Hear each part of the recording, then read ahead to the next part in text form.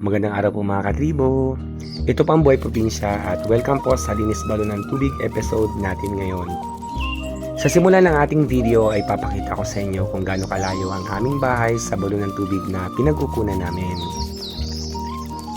Bali umabot siya ng 10 minutong paglalakad, so ganun siya kalayo mga katribo at kinakailangan namin ng mahigit 14 rolyo ng hose para makarating sa bahay ang ating tubig na ginagamit. Alam niyo mga katribo, kapag may pasok sa trabaho ay nandito ako naka-stay sa bundok. Dito kasi ako naka-assign at para hindi na rin nauwi-uwi sa labas dahil na rin sa hirap ng daan na mapapanood ninyo sa isa sa aking mga vlogs. Kaya naman nagpatayo na rin ako dito ng bahay at ang bahay ko ay gawa sa kahoy at napaka-presko mga katribo. Lalo na ang aking bahay ay nakapwesto sa tuktok ng maliit na burol. Trip ko kasi yung tipong may natatanaw akong tanawin sa araw-araw, lalo na sa paggising sa umaga. At ang sarap lang talagang manirahan dito sa bundok, napakatahimik at mababait ang mga tao dito. Kaya naman, sino hindi mawiwili? Malayo sa ingay ng mga sasakyan, mapapanood nyo rin sa vlogs ko yung tanawin ko pag gigising ko dito tuwing umaga mga katribo. At eto na nga ang aming bahay. Kita nyo naman, literal na nasa tuktok talaga. So pasensyaan nyo na rin po na medyo makalat pa ang paligid kasi nga ilang weeks din akong wala dito. So pagdating nga namin ay wala kaming katubig-tubig kaya agad-agad naglinis kami ng balon mga katribo at natutuyo na din ang mga halaman sa tindi ng init. Matagal din kasi silang hindi nadilig. Wala kasi ang magdidilig. So welcome po sa aming tahanan.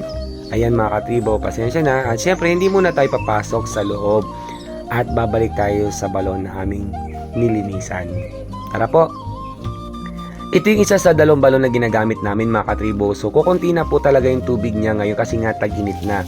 Yung isa po ay abangan nyo kaysa ko pang video na ginawa.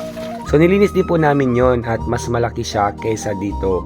At sana po ay panoorin nyo hanggang sa dulo ang video na to. So salamat po sa inyong suporta mga katribo. Maraming salamat po talaga. Thank you po.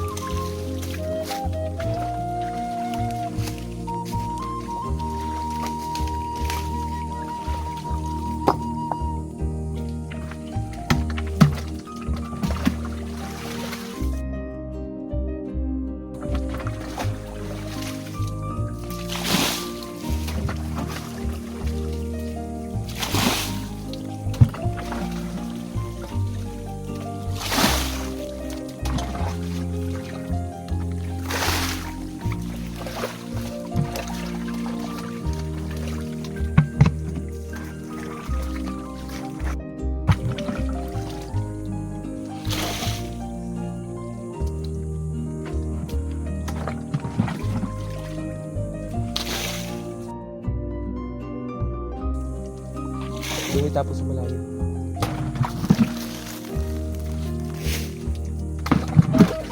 Tabuin mo na lang. Na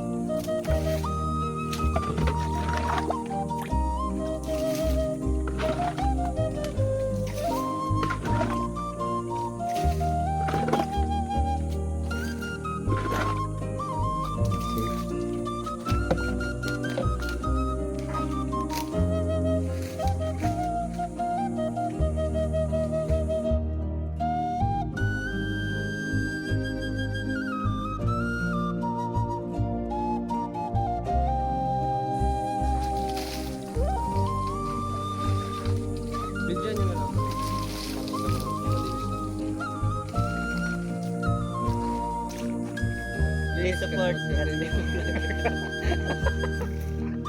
So ikaw ay. Please support Katribo Vlog.